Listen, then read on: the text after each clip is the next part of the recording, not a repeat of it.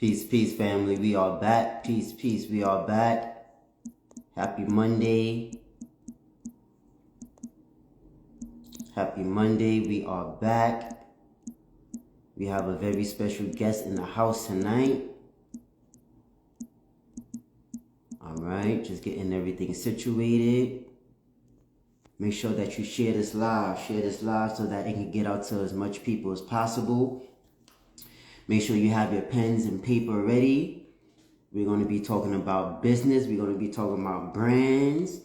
We're going to be talking about how to build your business, how to sustain your business, all of that. So if you're an entrepreneur or an inspiring entrepreneur, then this is the interview for you that you want to make sure hone in and take great notes while doing it as well.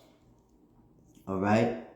All right, sister, I see you join. You can request to join, and we can get it started.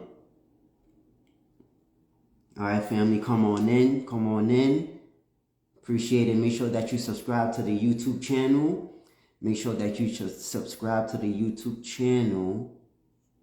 Okay. Oh no. Make sure you subscribe to the YouTube channel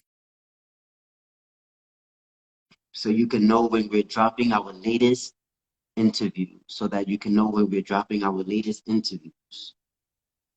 All right. I just accepted the sister. Sis, you there?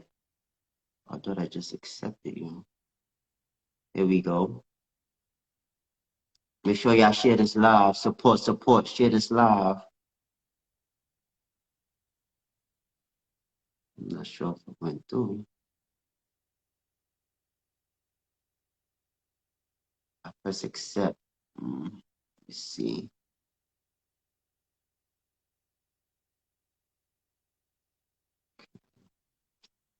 This thing be. Pardon me, family. My fault. Let me see something real quick.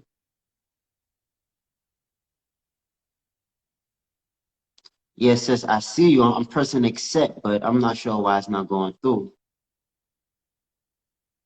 It says, oh, here we go. Hey, what's up? Hey, what's going on? I don't know what was going on. I'm pressing accept. What's going on? All is well, all is well. Yes. So I know you're busy. I'm not gonna keep you long. I know you just got out of a meeting. I had a busy day myself. I just came back from picking up some books from my online bookstore and everything like that. Amazing. Aside from the meeting, how's your day go? My day was good. I was at a Bitcoin conference today. Miami is Tech Month, the month of April. Okay. So I went to Florida Memorial University. They had one of the only Black centered focused Bitcoin tech conferences in the area. So when I got the information for that, I was like, I'm running down there because, Right.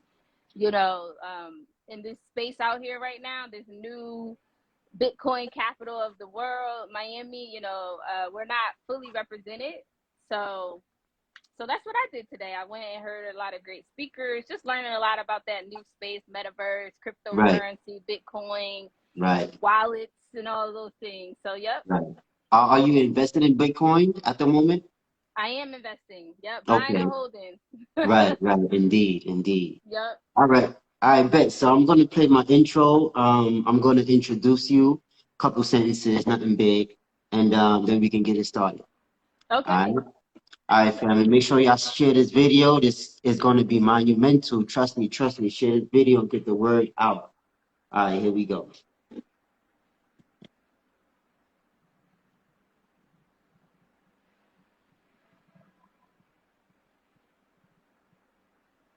Welcome to DTR 360 Books Podcast. DTR 360 Books. We're helping to increase reading literacy. We are here to create more doers and less talkers. This is where we execute the knowledge and put it into action. Enjoy this week's episode of the podcast.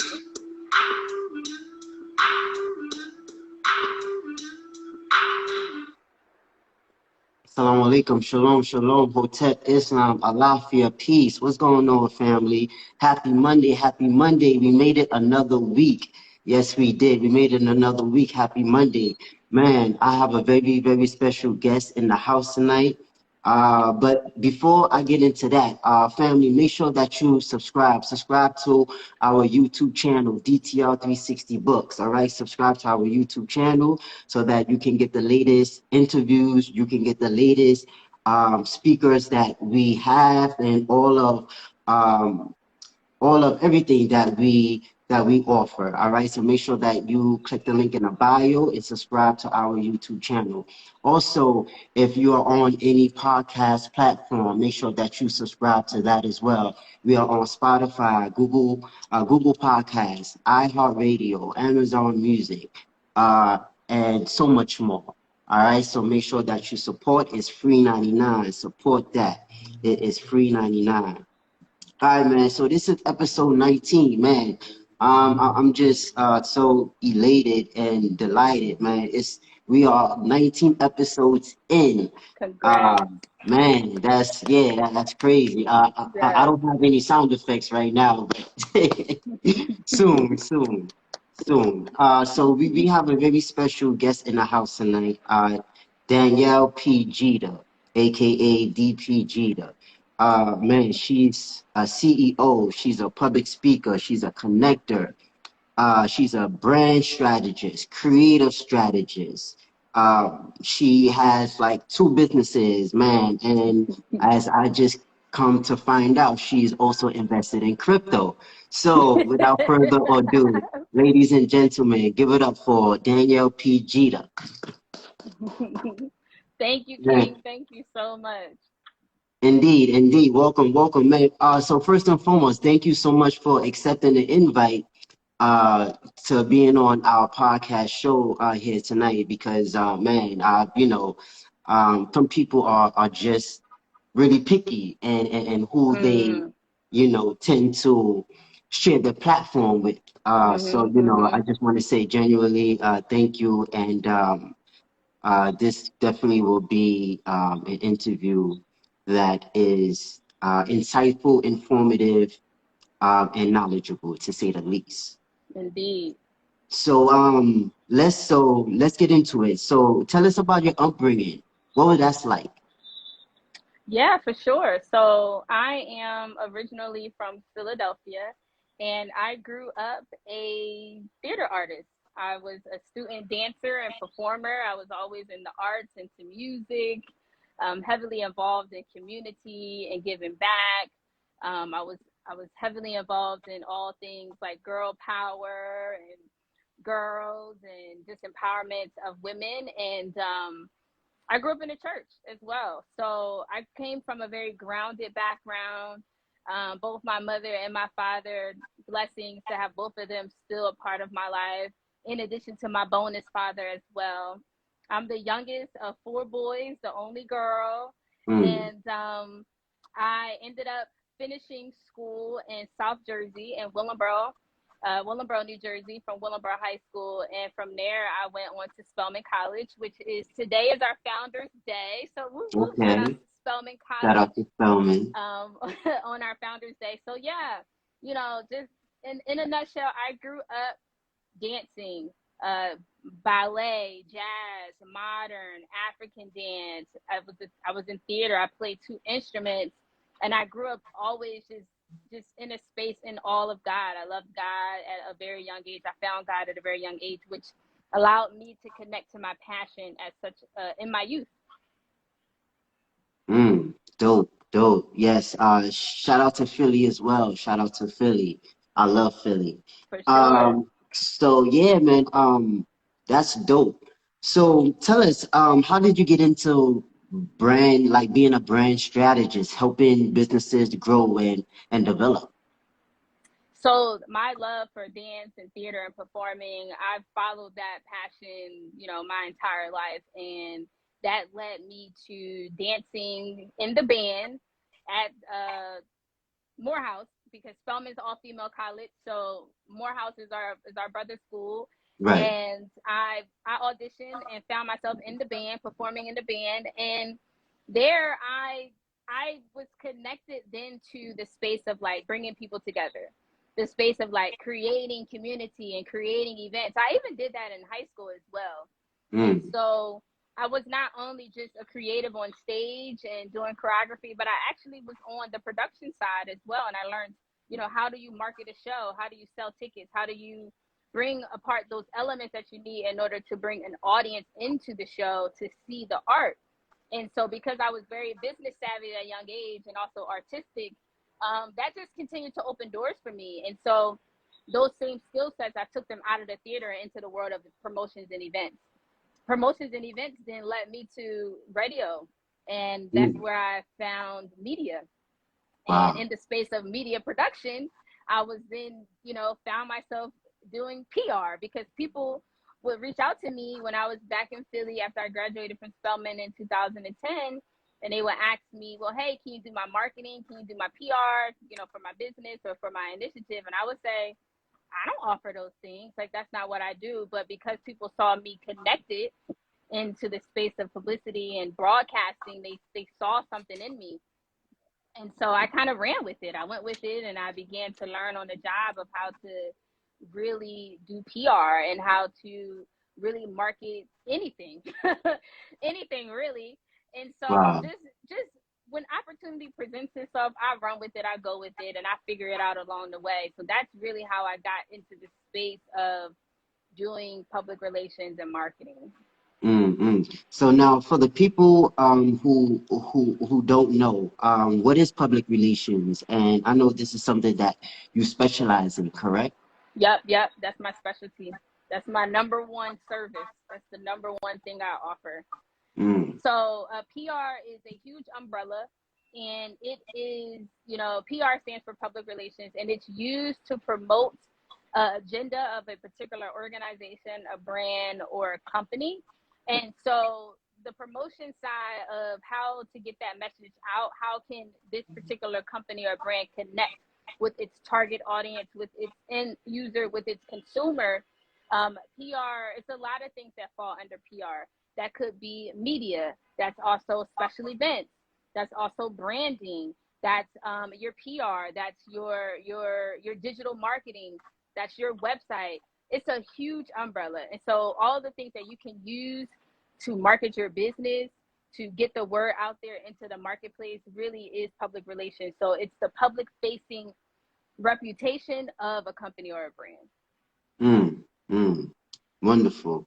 So, how did you get into uh, media publicity? I know you stated that you know, you was a part of a band and that's how you got into it. But and then I know people started asking for your services. But at one point, how did it click? Like, yo, like this is something that I need to take seriously. This is something that I need to build a business under and really help people with. Like, what was that mindset like, and how did you get into that? So my business started out as a special events and production company, event production company, and so that was the one service that we were offering, and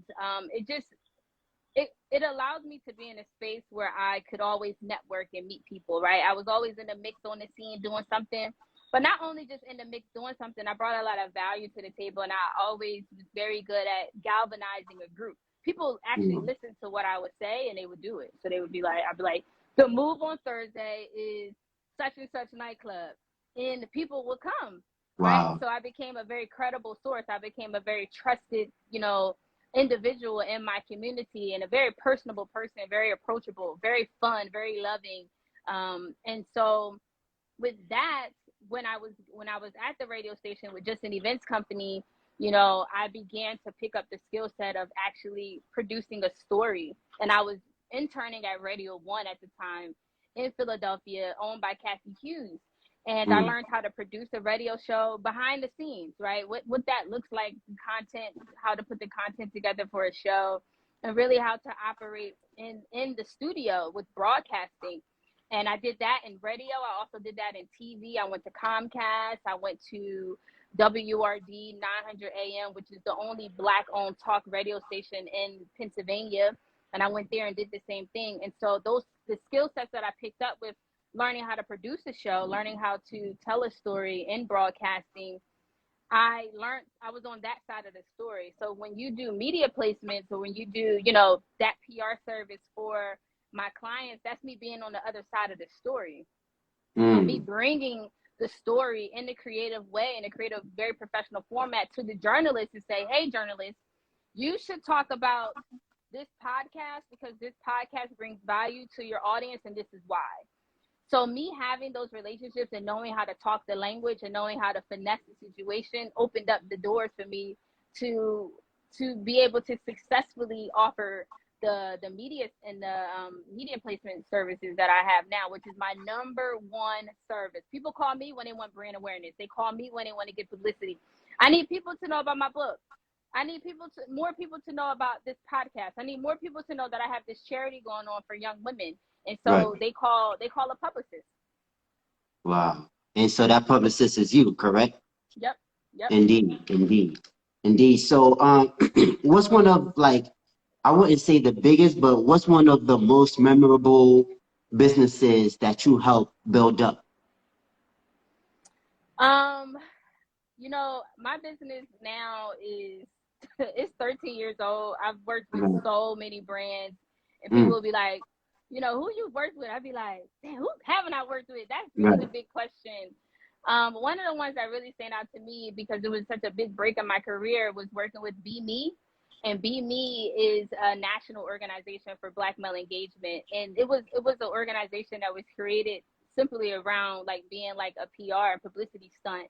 And so what they would do is they would take leaders in major cities across the country and award these leaders for doing amazing things that's changing the world. And as a result, they would give them grant money to continue the successful community work that they're doing. That was so powerful because we were working very diligently to change the negative stereotype about Black men in the media, about Black men narratives in general. And I'm extremely passionate about that, which is why I'm even in the space of media now for representing women, correcting narratives about women in general, but also about Black culture and about Black people. So any opportunity that I get to shed a positive light on our people is one that I'm super passionate about. So passionate that I would find myself sometimes doing business, but it's just like, this is a business. This is not a hobby. Like you have to run this as a business. But I love the work that I do. And those stories are important, because if we don't control our own narratives and tell our own stories, then there's plenty of examples out there now that will continue to tear us down. So that was a huge opportunity for me. It took my firm national. I was able to represent the organization in about 10 different cities. And I worked with about 300 Black men from all over the country. And they looked to me as their publicist to support their mission and their vision. And that was powerful. Yes. We must really and truly control our own narrative. I am 100% in agreement with that. So let's switch gears a bit, and let's talk about your book. You do have a book out, an ebook. And the title of it is don't get hacked on social media. Now, why that title? Is it because you actually got hacked on social media? Or like Man, what prompted you to write that book, one, and to have that as the title? yes, I got hacked on social media. I got Oh hacked man. on Instagram, Facebook, Twitter. My bank accounts were hacked. My Facebook Wow. manager page was hacked. And so it was kind of like an attack on the whole business, right? On the Wow. whole digital brand. And I went under. Like, my pages were deleted and disabled. And so I was off of Instagram and Facebook for, close to 6 months. I had to Wow. start a whole new profile and continue to build the brand and, just figure out how to get that back. And that's a very devastating space to be in, especially someone who is in media, who's in PR, and who's in marketing. And these are channels that we use every day. But throughout that process, I learned so many preventative steps that could have been taken in order to not allow that coincidence or catastrophe to happen to my brand. And I put all that information in the book to help other people, because this is a problem that's running rampant today. And it really impacts us business owners who take this space very seriously when it comes to being able to market. And so I don't want that to happen to any other person. So that's why I wrote that book. Don't get hacked on social media, because literally anybody is game. Like, if you are active on social, you have a profile, and you're there, like, anybody is game. You know, you don't have to be a celebrity. You don't have to be someone with thousands and thousands of followers. You literally just have to have a profile, and you can be a victim. So how someone can not get hacked on social media? Because I, for one, I actually was hacked at 81,000 followers, and just like you, I had to rebuild my brand. But I actually just did it the next day. I was like, you know what? Like, I'm not gonna let this stop me. I created a next active Wow. profile, and I was up and running the next day. So Wow. like, You was way so more diligent than me. yeah, I mean, I had to, because Instagram is my, bread and butter, aside from teaching. So, I was like, listen, I need to get these books out. I need to keep Right. pushing this knowledge. Because, our people don't read, or we don't read as much as we need to, but that's the next story, right? That's the next time. So how can one not get hacked on social media? First and foremost, you should never, ever, ever, ever give out your password, ever, ever. If somebody DMs you, like it's your relative or your cousin, it don't matter. Don't ever give out your password. Mm. There are tools that you can use if you have to share your password for business purposes. If somebody is, on your marketing team and you're giving them access to post on your behalf, there's things that you can use that will, make an encrypted password so that they actually can't get access to it. That's a safer way to exchange passwords. And one of the websites that I use is called LastPass, LASTPASS. So that allows you to give encrypted, very secured access to the channels that you need to share. And you can control that, from your back panel. So for sure, never give out your password. The second one is, for sure have two-factor authentication turned Yes. on every single device and every single login that you have. It's an extra step. It takes a little bit more time in order for you to log into your accounts, but it's the safest way to keep Mm-hmm. you from not being hacked Yeah. online. So that's a tip that I love to give as well. The other one that really saved me on Facebook in particular is that I have my Facebook business profile, and I actually had team members who were approved to use my profile, and You're like an to, admin. my admins. And so in the event when I was down off of Facebook, my admins were able to keep my business page afloat because I didn't have access to it. And the crazy part about Facebook is your personal profile and your business profile is connected. So you have to log into a personal account in order to get to your business account. So my Right. personal account was the account that was hacked and disabled. And Wow. so that did not allow me access to my business account. And so that was quite an experience in itself as well. So those Mm. three things are very, very important. Just recently, one of my members in my mastermind gave his password away in a DM because the scammer posed as his little cousin. I'm like, Wow. Why would you do that? right. That's Don't do crazy. that. And so Don't did he do get that. hacked because of it? Yeah, he got hacked. Mm. He got hacked. Man. Yeah, that's crazy. And actually, I just got an email not too long ago today, that I guess it was an email saying that we noticed a new login from, DTR 360 books. And I'm like, and this is from, I guess it's from Russia or someplace. But I Wow. don't think they was able to get in because I also have a two-step verification Mm-hmm. process on my IG. So I guess they wasn't able to get in. But I'm like, yo, these people are crazy, man.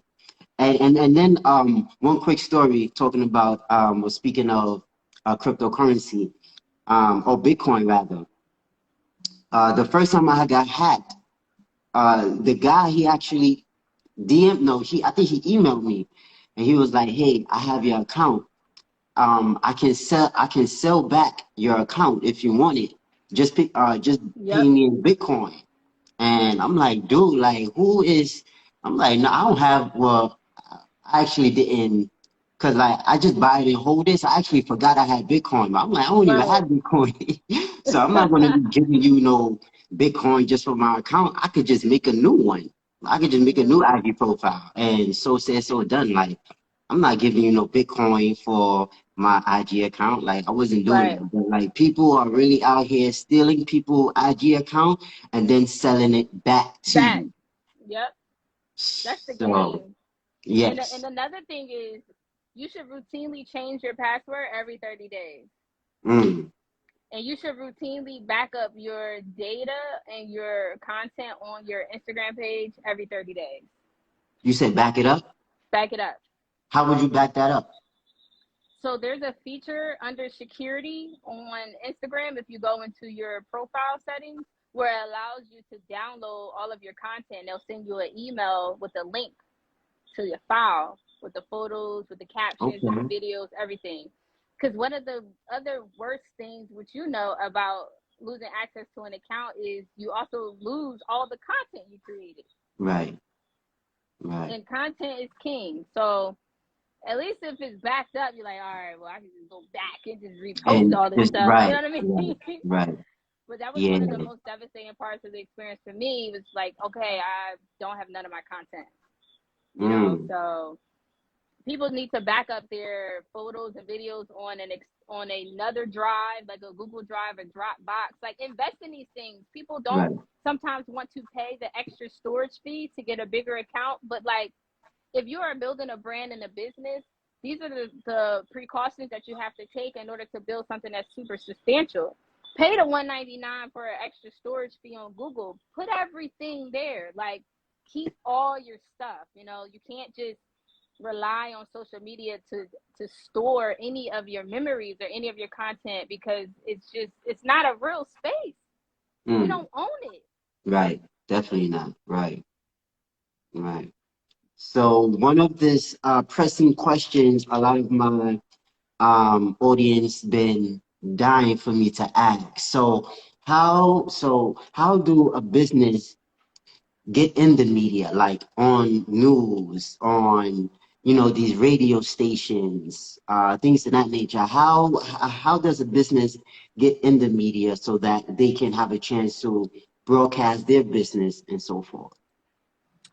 Okay, that's a very loaded question, but I have a 7-step proven formula and process that will get you right and get you started.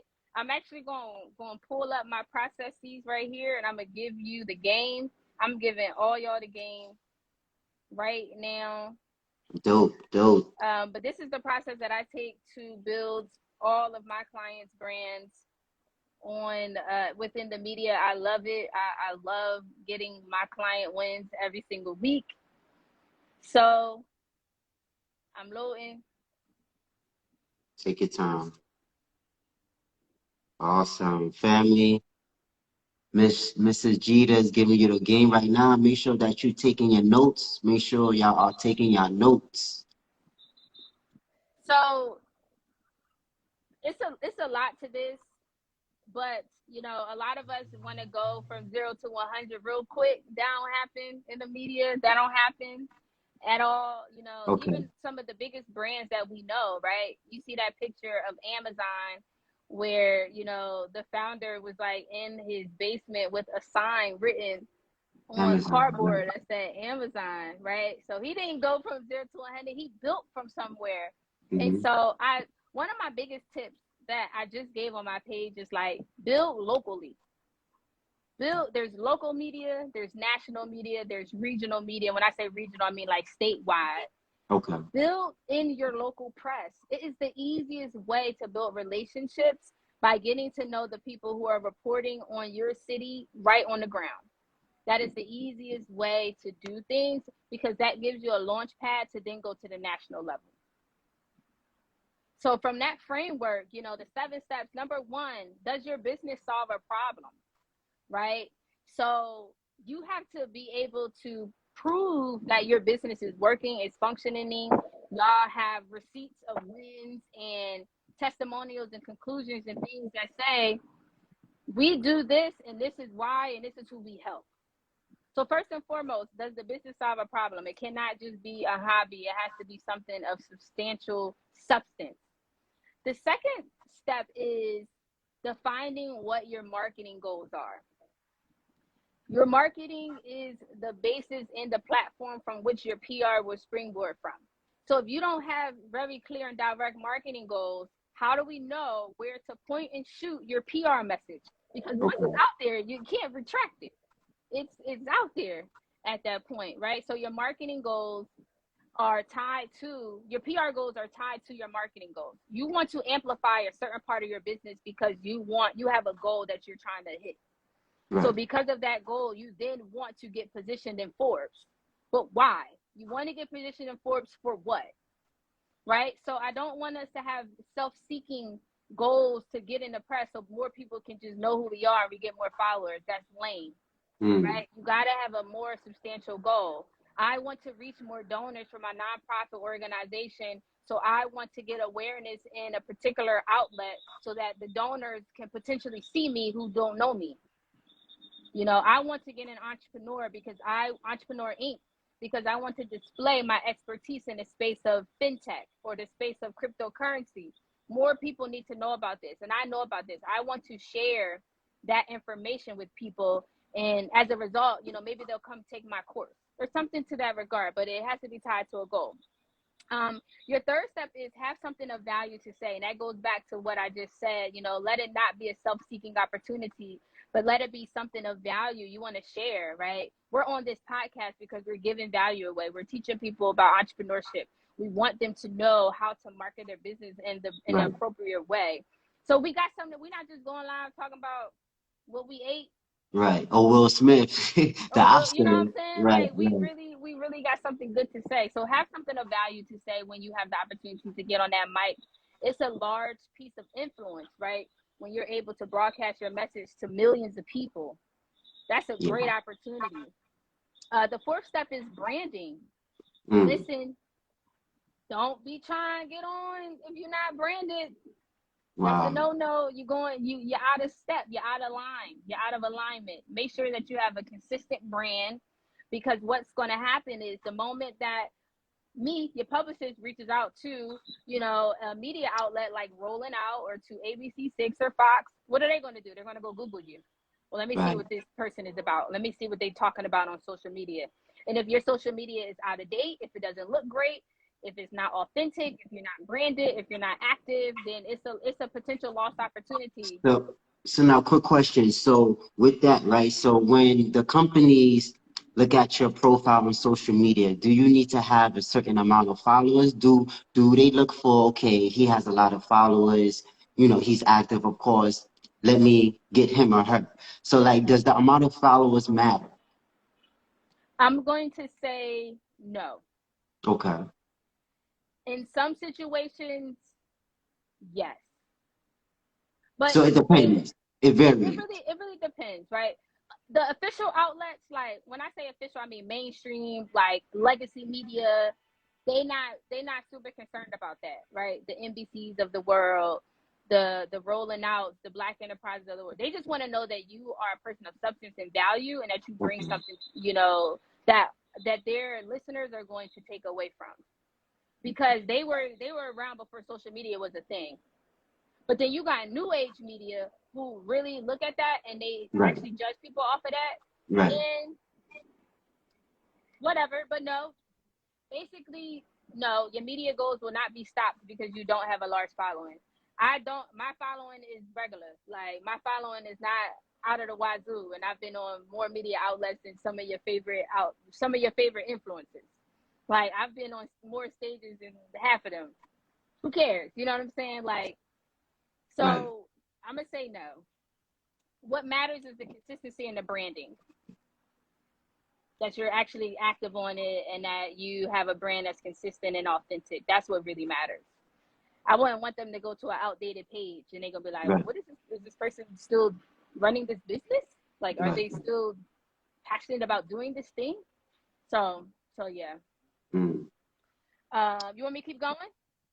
Yeah, you're up to number 5? Yes. Yeah, you got 2 more, right? Yep. So I'm on Yeah. 5 now, which is have a call to action. So that simply means that when you have your interview opportunity, make sure you have your shameless plug together, because you don't want to get derailed in an interview, because sometimes these journalists, they're very savvy, they're very good, they're super professional, Mm. they do this all day. So you can go into the interview and get twisted up into the conversation, and then they just end it, be like, well, thank you so much for coming through, Wow. you know. Wow. And they could just end it, but you got to make sure that you get your final word in, and that you have your shameless plug moment, whether it's you talking about your website, your upcoming event, follow Right. me on this platform, this is where you can download my free ebook, Mm. whatever that call to action is. Just make sure that you plug that moment, because if you don't, it's a missed opportunity. The millions of people Mm. who just saw the TV interview won't know how to call you, they won't Right. know how to do business with you. The sixth step is have a bio and resume. That is the entrepreneur's resume. You got to have a bio and a headshot. If you don't have a bio and a headshot, you're not professional. You're just not ready. You're not ready for the big leagues. Your bio and your headshot should be updated all the time. Each time you got a new accomplishment, each time something great happens, update that bio. Make sure Mm. your headshots are updated at least once a year. At least get some new pictures done at least once a year. And if your look changes from your hair to your weight to anything, you bleach your skin. I don't. You get Right. freckles and it got removed. Just update update the pictures. Yes. You know. Yeah.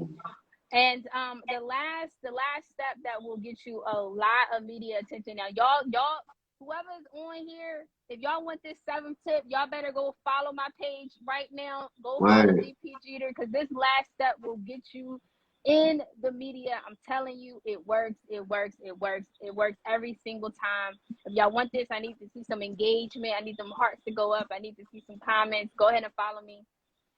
So this last step is make sure that your brand is aligned with a social good cause, a community cause, a mission. This opportunity gives you, this creates an opportunity for you to get earned media, which is different from pay to play. You know, pay to play is when you pay for an outlet to do a story on you, that's sponsored content, that's a little bit of advertising. But when you are doing social good for our community, the media loves that, and you will get media attention for it. And I'm not saying do it to get media attention. Do it because it's something that you really care about. You would do it. You're doing it for free anyway, whether it's you giving back to the homeless, you educating students, you have a youth program, you have a program to fight cancer and heart disease. Those feel good stories are great stories for the press, and you will get guaranteed coverage, guaranteed. That's how I built a lot of the brands that I work with, through earned media attention. Even before pay to play was like a big thing, we did earned media, and those are really the 7 steps. Now Okay. that's kind of like what you need to be prepared, but the formicality of how you actually get in touch with the media, how you actually, email them and DM them, that's a whole another step. That's a whole Hmm. another thing. Like And that's part what you two. do, correct? That's what I do. Okay. I'm I gonna need you teach to it help. and I implement it. I'm gonna need you to help me out a little bit. Help a brother out. Well, let's talk. What's up? You trying to be my Yes. Yes. success story? I see. Word. Man, wonderful, wonderful, man. I just put your IG family. Make sure that you follow our guest here tonight. DP Jeter, one word. Make sure that you follow her, or you could just simply click the drop down link and you can click her profile. All right. So we are at the midway point of our podcast interview. Again, family, if you are now just tuning in, making sure that you like and subscribe our YouTube channel. All right, DTR 360 Books. Also, whatever podcast platform that you're on, whether it be Spotify, Google Podcasts, iHeartRadio, make sure that you like and subscribe for our podcast platform as well. All right. Also, click the link in my bio for any books or services that you are interested in, and also click the link in our guest bio as well at DP Jeter for all the services, her ebook. She's an author for all the services that she is offering to us. Make sure that you tap in and you get involved. All right. All right. So I have another question for you, sis. So you mentioned marketing a bit. So I know like some people they don't know the difference between marketing and advertising, and Mm-hmm. it is a difference. Mm-hmm. So can you explain to us what's the difference between marketing and advertising your company? So marketing is just the avenue or the channel that you use to get the message out about the brand and about the service offerings and about who you are. Advertising is you being able to buy a real estate space and pay for guaranteed placement, guaranteed exposure, guaranteed features. Every single company should work towards, or if not, if they don't already have one, they should have an advertising and marketing budget. Mm, You should have an advertising budget because that's a guaranteed way for you to get new business in the doors. And right, the reason we're in business is to make money. right, So, you can't scale or grow a business on word of mouth, on networking. No. You guarantee views, subscribers, new customers, likes, engagement, new visitors to your site by investing in advertising that is pointing people directly to the channel that you want them to engage. So that looks like you maybe buying advertisement on, we can start right here on social media. Those shout out pages, those are actually real pages. yeah, Now, I was going to ask you about that. some of them are scammy and they're not the best, but there are some legit ones out there that you will see return on investment, and they are very affordable to do a paid posting on there. And so shout out pages are a great, very affordable way to start to market your business. And really, the biggest people in the game, will say that we should be paying to market our business and advertise our business every single week. Right. Yeah, that's what I do. Every single week you should be doing something, because we can't be in multiple places at once. But when you are advertising and you're marketing consistently, you're creating an omnipresence where you want to be able to touch the people that's in your sphere of influence every single day. They need to get something from you every single day.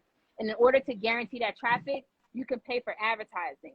So I know a lot of us is familiar with, Facebook ads and YouTube ads. And now TikTok, they're doing ads as well. Some of the traditional ways that people would do advertising is through like radio commercials. Some of the biggest companies still do radio commercials, or doing a newspaper um, page, advertising page. And then back in the day, they would do yellow pages. Right. So your advertising is extremely important, and that's how you're gonna grow. I do a lot of market research with bidding Black entrepreneurs, and people are not spending money in their advertising, and I know it's because of it's a funding and cash flow issue. I don't Yeah. think it's because they don't want to. Right. It's because of the cash flow issue. That's like a whole nother great topic about how to fund and scale a business. Mm, mm. So I Right. hope I broke So that down and answered it. yeah, yeah, yeah. But just to build on that, right? So, like, what would you say to someone who, as to your point, they don't have the capital, they don't have the funds to, market every week? Are there any other ways that they can still get their business out there?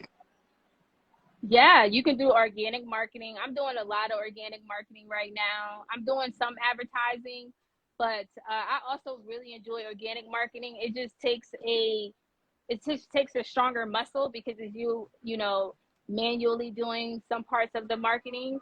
So email marketing is not dead, friends. Some people be like, don't nobody read emails, Yeah. but email marketing is consistent because people don't often change their email addresses. They might open up new email accounts, but it's very rare that somebody's just going to delete the whole email account. So that's real estate right there. Once you got people's contact information like that, you sending out emails every single day helps to create that omnipresence. So when you open your inbox, even if they don't read it, when they think about, oh shoot, I need some new shoes. Macy's, let me go on my email. Macy's then sent you a coupon. They probably sent you an email every single day about their sales that they have going on. You know, and same thing with my business, right? I'm talking about PR and marketing in my emails. So I want you to think about me when you like, oh, I'm trying to do something. I'm trying to market my business. I'm trying to figure something out. I want you to think about me. And so that's why you create that consistency. You know, marketing is something where you have to create a consistent model. So that organic, yes, posting 3 to 5 times a day is a thing. It's not spam. It's called marketing. Yeah. And if people don't like it, they But can posting good unsubscribe and content, unfollow. it got to be good content as well.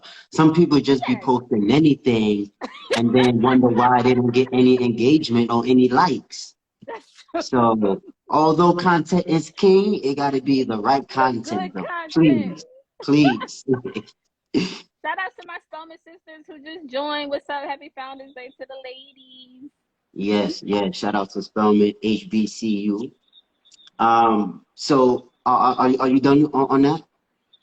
You I you think you I'm done. What I said? I said posting, yes, consistent posting, organic email marketing, yes, yes. And the videos. So the videos is a part of your organic marketing as well. YouTube is great. YouTube is free. And you can make money on YouTube after you get to like 10,000 subscribers. You on YouTube, you actively building your channel. YouTube is amazing. YouTube is awesome. And so mm, you can make videos, you can post them up on there too. That's super organic as well. And it helps you come up in the search engine when people are on Google and they searching for different businesses and different people in your niche, different topics, anything, you know, you right, should come up. So that's great. That's great marketing. word. Now I'm big on quotes, right? And I seen on your Instagram page you had one quote that stood out to me. Um, it says, let's normalize I am the brand versus I have a brand. What does that quote mean to you? You know, I'm gonna tell a story that I'm gonna bring it forward. I remember years ago in my business, I was trying to figure out a way to separate my business brand from my brand because I wanted so bad for people to just recognize the business and want the business. But that was a lost cause. I ended up, you know, just coming into just connection with the fact that people want to do business with my business and my business brand, so to speak, because they like me. They want to do business with me. People do business with people that they like, right? That they admire, that they enjoy, people that they want to be in connection with. And so you are the brand, right? You are actually a human being that is living, that is breathing, that is active, that can talk and speak to people. You are the face of the brand. Some people do create faceless brands. I'm not Right, the person to give you advice on that because I am the face of my brand. I did it this way. So when we say I am the brand, you actually have to eat, breathe, sleep the lifestyle of your company. It can't be you can't turn the switch on and off. And I was trying to turn the switch off on me and put all the attention on my business, but I had already put myself out there in the forefront. So it was like at that point it was super difficult to do. And so that's what that brand means to me. You are the lifestyle. You have to live the lifestyle of the mission and the vision of who you are. And today, this was before social media was as crazy and as engaged as it is now when I was trying to do that. But even nowadays, it's even more, you know, because we are on social media that connects us so much more into a very intimate space because we're sharing highlights of our life. So you are the business, you are the brand. And so if you're a person that people like, enjoy, trust, then they're gonna want to do business with you. It don't matter. You can sell people anything. I can go out of business and say, I don't do PR no more. I'm selling hats. People buy my hats because they like me, because I'm the brand. So how does one build their personal brand? That's a good question. So personal branding, I think should be done offline. Okay. I think building offline is a great way to go. And one of the ways that I built my brand was through networking experiences. And so pre-COVID world, you know, I would host weekly, monthly networking exchanges. I would partner with different companies, brands that were bigger than mine, and I would attract, you know, a new audience member. But it gave people an opportunity to have an experience with me, right? Sometimes we hear feedback and we hear reviews of people who say, you know, I was following an individual online and I went to their event and I was disappointed. You know what I mean? Like it just what the hype. It was just hyped, you know. So when you create experiences offline, it allows people to really get to know who you are, and so that personal brand is also important. I also think that you being involved in supporting other people's causes is a great way for you to build your brand. Sometimes we get very caught up in just worried about what we gonna do for our business and what we gonna do, like just for me, you know. But it shows a different part of your character when you can take time out of your busy schedule to then go engage somebody else and show up for somebody else, right?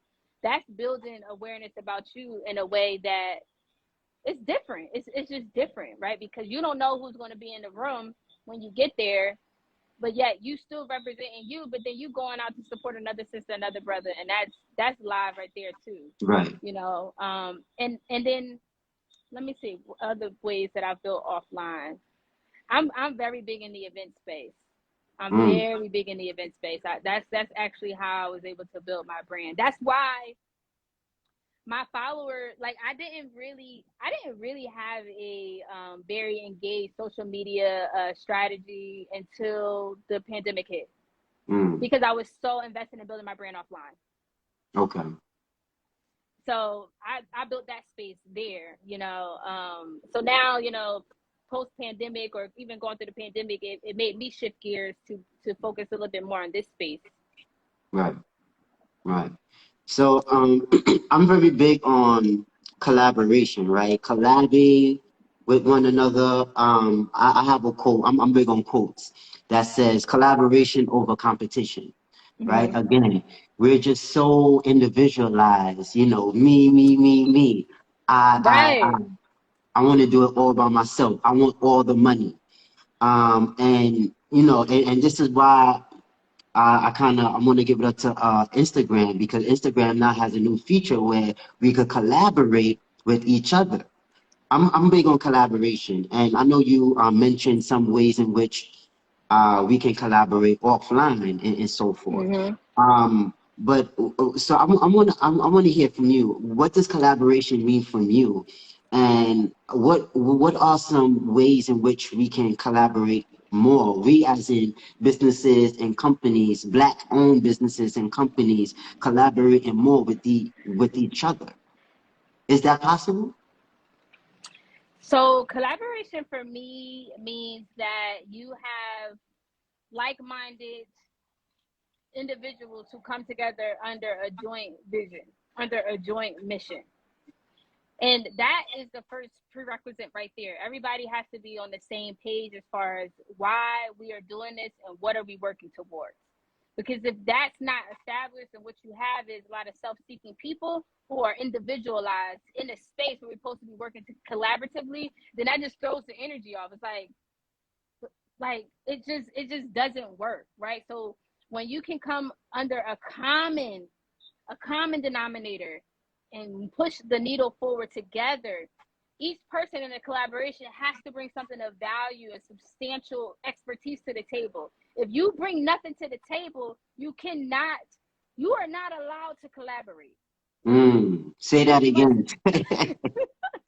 If you are not bringing something of value and something substantial value to the table, you are not allowed to collaborate. You must simply just join the space as a humble servant, as a humble helping hand, as a humble partner on the team. But you can't come in as a collaborative partner. Collaborative partners take equal percentage of the responsibility of the project. If I'm collaborating with your book podcast and I come in, I have my responsibilities that I bring to the table, and so do you. And everybody has to honor the commitment at the table. If you can't hold your weight up, you're not allowed to collaborate. I don't need you. You need to get out of here because you're not Right. holding your weight. And in other words, you need to be of value. You need to have something of value that you can bring to the table. If you have nothing of value, then as to your point, you can't collaborate. You just must be somebody who can help. You know, and those people are important too. But yeah, collaboration, that's what I think about collaboration. And I think that, you know, black people should continue to collaborate under under the circumstances that I just said, the prerequisites. You Okay. know, because a lot of people will outreach to you to collaborate and want to partner Right. with you, but you must have your standards. Because what Right. happens is you are adding to a space that's pulling away from your resources, that's pulling away from your manpower and your time and your value and your resources. And time is a resource that we can't get back. So if I'm spending time in a space with you and collaborating with you on a project, it must mean my time must be valued in this space. Right. So just make sure that you do your due diligence on when you do collaborate, and that you collaborate with people who are like minded. They don't gotta be on the same playing field as you, but they Okay. gotta be, you know, they gotta be of same like mindedness and bring, you know, some value to the table. Mm. Mm. Love that. Love that. Now I have about two to three more, because I know time is of the essence. And speaking of value, you are valuable, right? So I don't want to take up too Indeed. much. I don't want to take up too much of your time. But so my next question is, we know that, and I think this relates to collaboration as well, that many businesses, particularly, black businesses, and, granted, there has been a surge and an alarming rate of black businesses being created. But it's not being sustained, and it's Mm, not being scaled, right? mm, So, um, although we must create businesses and not really have to wait until we have everything perfect, right? Because many of us wants to have everything perfect and then create the business. mm-hmm. But just get started and then you can have a perfect business later on. But that wasn't my point. So, but my point is, why do you think that many businesses fail or struggle to scale and market their business? And I would say one would be because of collaboration. They're not collaborating with other businesses so that they can, tap into other audiences and then just show that cohesion of like, listen, I like your business, I like what you're doing, and vice versa. But what do you think about that? um I've been doing a lot of research on this over the last several months, this year actually. So, and one of the things I found, businesses do not have a sales process. There's no way that you can predict leads in your business and new customers in your business if you don't have a sales process. So, a lot of us go into business because we're passionate about something, or we're good at something, or you just felt led to do it. But being led to do it doesn't lead to money. You have to have a sales and marketing process. That is like one, that's 202, business 202. Mm, The marketing and sales process is the bloodline of any business. If you don't have those two things in order, then you are going to be on pins and needles every day trying to figure out how to make ends meet. How am I going to make money doing this thing? You know, and then you might not even have the confidence to go out and do that business full time. You can't scale a business if you're not doing it full time. I'm sorry. okay. I talk to full-time business owners, because if you're not full-time, then to me, you're not super serious. You still 1 foot in, 1 foot out. I'm all in. I talk to people who all in. If you all in, then you call me. If you ain't all in, we don't relate. This is all I do. This is how I make my money. This is how I live. This is how I travel the world with this business. So you can't scale if you're not full, if you're not all the way in. That's first. And then not having a process is also to the detriment of businesses. And that's why I created my mastermind. I created a mastermind called Meet Up to Millions Miami Mastermind.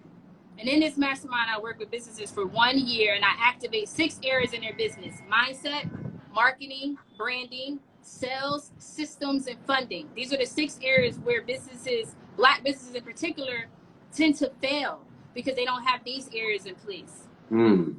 Once you get these areas in place, you get a system in place, success leaves clues. So we just pick up what other people did and we implement it into our business. But the key word is implement it consistently. Once you do that, you know, we're viable. We're in a space where we can scale. But I have not seen a business scale that is not full-time. It is a hobby. Well, I mean, I'm not a full-time entrepreneur or like a full-time CEO because I do teach. You're a teacher, yeah, but DTR 360 books is not a hobby for me. Like, you know, I'm still like, right now we're on spring break and like this is what I'm doing 24/7. And but I think that my teaching job and then my business goes hand in hand because I'm teaching 24/7. That's what I love to do. Right. And then I'm able to leverage my business with my teaching job. And I'm actually able to fund my business because of my teaching job. We just talked about funding and advertising. Some companies can't even fund because they lack in capital. Right. So I'm able to do that. But yeah, no, I just wanted to point that out.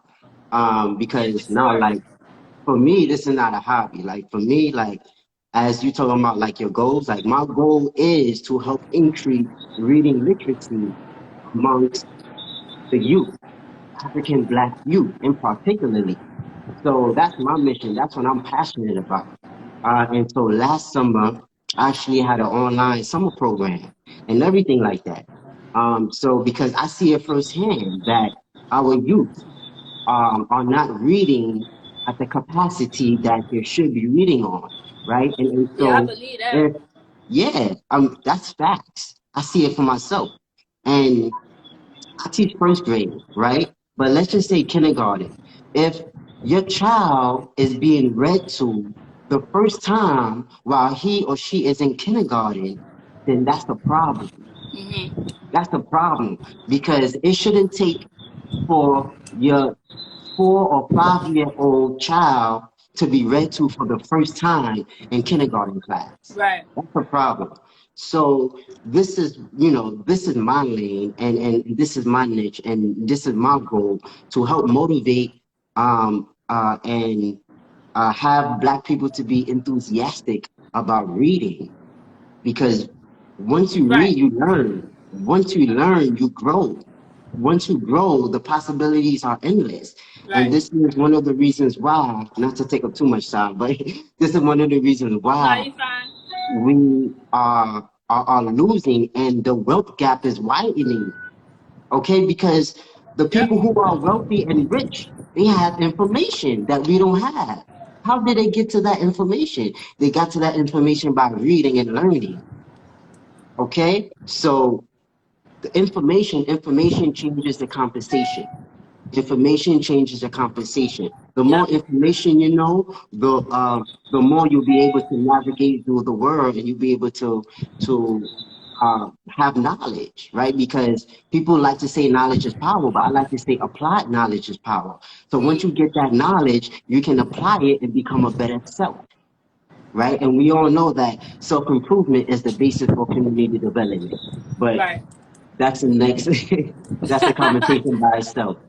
But yeah, I just want to point that out that now, like for me, because I'm not a full-time CEO or entrepreneur, but like this is not a hobby for me. No, I respect that. I really do. I value what you're doing. We need black male teachers and Right. educators. So I value that. I value that. Yes, ma'am. Yes, ma'am. So let's get into this. So I know that you have a business called Women in Media Global, right? WIM Global. Yes. Um, so what prompted you to, build a business around women in media? Yeah, for sure. So, Women in Media is a 501c3 nonprofit organization that I've been building for the past, say, 9 years. Okay. And the vision for this business came as a reaction and response to a film screening that I saw in Philly about the art scene, Philadelphia's art scene. And I was really bothered by the fact that women were not represented in the Mm, film, and that the film was, set to be shopped around in world film festivals. And I just wasn't okay with the fact that if you're going to be sharing a story about my city around the world, let it be a true depiction of our city. And so women were just missing. They were missing from the representation. Their stories weren't told in the film. I don't know if there was a woman behind the scenes working on the film, and if she was, why wasn't there more women represented on the film, right? There's mm, plenty of female artists in the city. So that prompted me to be like, if this happening close to home, I wonder what's happening in the industry in general. And I began to do my research in the industry, and what I found, that was about four years before the Me Too movement popped off. mm, So I was my spidey senses were going in the right direction. Misrepresentation of women, lack of representation of right. women in front of the camera, behind the scenes, um, unequal pay, disrespect of women, narratives being not told, and all of these things were coming up. And I did my own market research, and I said I want to do something to remind women to own their voices, because that's what I feel is missing here.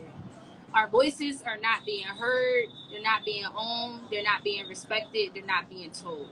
And so this initiative started out as a conference at Temple University, and then it spun Okay. into an entire nonprofit organization. And now we're in another transformation phase where we are now becoming a media production company to not Mm, only just empower women, but also to do something about it, implementing something along the way. So that company, I love that company. It's very near and dear to my heart. We've done so much. It has opened a lot of doors for me, for everybody okay. who's been involved, and it's just been an amazing experience. Mm. Now, I know we not going to get into it because we're for timing purposes. But I know, like with the nonprofit, it's totally different than having a for-profit company. And with the nonprofit, there's like the application process, and you need to have like a executive board and so forth. So like that whole process is different, correct? Yeah, it's a very different process. It was a big learning curve for me because I come from the for-profit space, and I'm still learning. I'm still 9 years in. I'm still learning the best way to build a nonprofit. So absolutely. Mm. So now, so what's next for you? So what's next for you, AOI, right? Your next business, AOI events, and the business that we just talked about, Women in Media Global. What's next, in the next 5 to 7 years? So the next 5 to 7 years, I'm in a space right now where I'm super, super focused on scaling AOI events and PR so that I can replace myself in the business, and then I can go and do women in media full time. So I want to actually be on the nonprofit side a lot more. I want to do a lot more in that space. A lot of work to be done in that space. There's a lot of opportunity there, but I'm not giving up on this PR agency, and it's my bread and butter. So I am diligently scaling this business. It's been a beautiful process, and along the way, not only have I'm continuing to do the media relations. So the three services that I offer now currently is media relations, it's branding, and it's also business strategy and solutions. Those solutions come from the standpoint of scaling a business through the space of funding and media awareness or brand awareness. And so I'm getting my hands tapped into how do I get money for my businesses who need it so that they can then invest in their marketing. So I began to find solutions to help people with that because, you know, there's a lot of people that I get to connect with and they inquire about business services, but they don't have the funding. So I'm solving the problem for the funding with these solutions. It was just like, all right, I gotta figure this out. And so that's been a wonderful process. So you're helping companies get the funding that they deserve in order for them to market and advertise for themselves. Yes. Okay, that's dope. And it's been beautiful, you know. So I envision, you know, me being able. So the private lending space, the whole sales space, the whole funding space, a lot of it is still very controlled by white men. So I want to rally together, you know, some private lenders who will come together in the space of investing in Black-owned and women-owned businesses. So I want to create my own private lending firm that's going to be kind of like, I don't know what umbrella it's going to be under. I didn't get that far, but I'm super excited about getting to this money for all of us because I know it's going to help a lot of people. Right. So that's what I'm doing with that company. I look forward to scaling the business, to doing some staff augmentation where I have a team of freelance marketers and creatives and communicators who are on my team, and we just worldwide with it, and we can scale to capacity to help more and more clients and do more and more. So that's what I'm doing in that space. And for Women in Media Global, that brand is going to take me around the world as an international media mogul and business mogul, as a speaker, stepping on stages and just giving away a lot of value and inspiring people, and being able to get into some media production. We want to launch our own podcast channel. We want to launch our own app where we are making content for women by women, kind of like a mixture between Lifetime and also Netflix. Okay. So I want to get into that space in the next 5 years with Women in Media, and just really be able to touch women all over the world and be able to touch the Black community all over the world. Probably write some more books, things like that as well. Right. Oh man, it's been a pleasure, truly a pleasure. Before I let you go though, so a couple of times you mentioned, reading and doing your research, making sure that you're, privy to the industry in which you're in. Tell the people how important is reading and education. Yeah, research is very important, and that's something that should be a lifelong activity. Educating ourselves should be a lifelong activity. It's very important that we not use social media or the digital space as a primary source, because it's not a source at all. I have a degree in African American Studies and African Studies, so I'm very research based, and research based, like literally going into the archives and sitting and reading materials that you can't even check out of the book, out of the library. So we got to know the difference between a primary source and a secondary source. And a lot of times, social media and the internet is trying to become a primary source, but it's still so touchy for me personally, simply because anybody can take anything, post it up there, Right. and then it can deceive or lead you in the right direction, whatever perspective it is written from. So it's just important that I like to do a lot of research through actually talking to people. Like literally, I sit on Zoom calls all day and I talk to people, and I find out, well, what's going on in your business? What's the pain points? What's stopping you? What's holding you back? Like, you being able to get out there to do your own market research is super valuable. You'll know how to pinpoint and shoot, because a business needs to solve a problem. And so by me being able to spend time on the phone with people, I was able to learn that not only do people have an issue with marketing their business, but they can't market their business because they don't have the funding. Okay, so Right. how am I going to be a marketer to help my people? And so that's where I was able to find a solution for that. So if you're able to find solutions to problems by doing research, you'll always be valuable. And there's so many different ways that we can do research. If you don't like to read, you know, if you're not a reader, there's Audible. Like, you can listen, you can watch. But whatever way that you like to retain information, just make it a weekly thing. And literally just every week on Sunday in my journal, I write down 2 things that I want to learn new this week. And I just take the time to just start learning about those things. But you know, it just opens your perspective. I want us to think about ourselves in the world, right? Sometimes we get short-sighted by only thinking about what's in our immediate reach, in our city, in this particular town, in our particular circle, in our particular networks.